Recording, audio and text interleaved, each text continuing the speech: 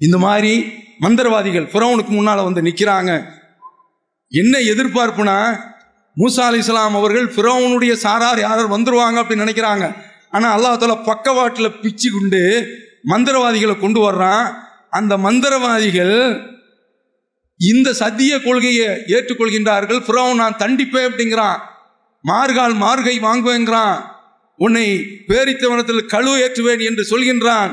அந்த சந்தர்ப்பத்தில் கொஞ்ச நேரம் தாங்க, ஒரு சொட்டு ஒளி அவர்களுடைய உள்ளத்தில் நுழைந்தது. அது பற்றி எரிகின்றது, அனலாக தெரிக்கின்றது. ஃபக்லிமா அந்த கால் இன்னமா தக்லி ஹாதியில் ஹயாத்தத் துன்யா. ஃபிரௌனே, என்ன தீர்ப்பு வேண்டும் என்றாலும் வழங்கிக்கோள். நீ கூடிய பட்சம் கொடுக்க போவது மண்டை கபாலத்தை உடைப்பாய், உடற்கூட்டை கிழிப்பாய், எங்களுடைய உயிர் பறக்க போகின்றது, அவ்வளவுதானே, வேற என்ன நீ கொடுத்து விட போகின்றாய்?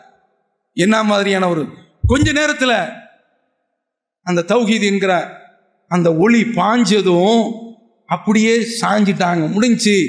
இது ஒரு பாக்கியங்க, பிரச்சனை இல்லாம சீக்கிரமா போயிடுறது.